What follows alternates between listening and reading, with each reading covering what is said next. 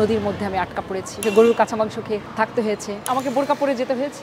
আমি কিরগিজস্তানে আল ARSA mountain থেকে আমি পা পিছলে আমি একটা গাছের সাথে আমি ঝুলেছিলাম, গাছটা ধরে, বুনো গাছ, এবং নিচে পুরোটা ফাঁকা ছিল মাউন্টেনের কোণা দিয়ে। আমাকে আমার ফেলো ট্রাভেলার আমাকে বাঁচিয়েছে।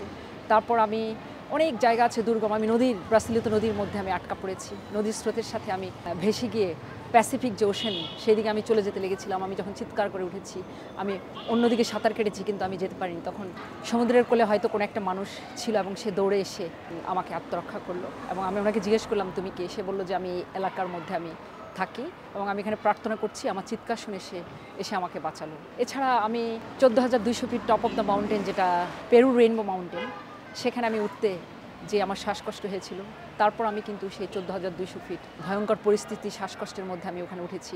নানা ধরনের ভয়ঙ্কর পরিস্থিতি, আমাকে গরুর কাঁচা মাংস খেয়ে থাকতে হয়েছে। অনেক দেশেই কিন্তু নানা ধরনের পরিস্থিতি আছে যেটা খুবই ভয়ঙ্কর।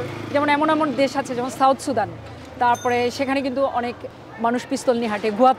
গুয়াতেমালা খুবই ভয়ঙ্কর, রাস্তা দিয়ে যাওয়ার সময় অনেক সময় ছুরি মেরে দিতে পারে, সেখানে সিকিউরিটি গার্ড নিয়ে আমাকে যেতে হয়েছে। তারপর পৃথিবীর আরও অনেক দেশ আছে যেখানে ভয়ঙ্কর পরিস্থিতি। এখানে শুধু যে মানুষ ভয়ঙ্কর তা কিন্তু নয়, অনেক জায়গা আছে, যেমন আফগানিস্তানে আমি যখন গিয়েছি সেখানে অনেক দুর্গম যে মাউন্টেন, যেটা খাইবার পাস, সেটা খুবই ন্যারো রাস্তা, কিন্তু এত বিউটিফুল আফগানিস্তান যেটা আসলে না দেখলে বোঝানো যাবে না। আফগানিস্তান মানুষ খুবই ভালো, আফগানিস্তান নেচারও খুবই বিউটিফুল, কিন্তু সেখানকার যে দুর্গম যে জায়গাগুলো, যে রাস্তা, খাইবার পাসের যে রাস্তা, সেটা দুর্গম পাহাড় অতিক্রম করে যাওয়ার যে ভয়ঙ্কর পথ, সেখানে প্রতিদিনই কোনো না কোনো অ্যাক্সিডেন্ট ওখানে হয়। প্রতিবন্ধকতা ছিল না, বরং আমাকে মানুষ হেল্প করেছে। আফগানিস্তানে যারা মানুষ ছিল, যখনই কোনো প্রবলেম ক্রিয়েট হয়েছে তখনই মানুষ আমাকে হেল্প করেছে, এবং আফগানি যে তালেবান, তারাও কিন্তু আমাকে হেল্প করেছে যখন দেখেছে যে আমি ট্রাভেল করতে ওখানে গিয়েছি। আমি ওদের দেশের যেই রুলস সেটা আমি ফলো করেছি। আমাকে বোরকা পরে যেতে হয়েছে, এবং তাদের যে কালচার বা তাদের যে ট্রেডিশন সেটাকে আমি রেসপেক্ট করেছি, এবং সেজন্যই কিন্তু আমি আফগানিস্তান ট্রাভেল করতে পেরেছি। এটা খুবই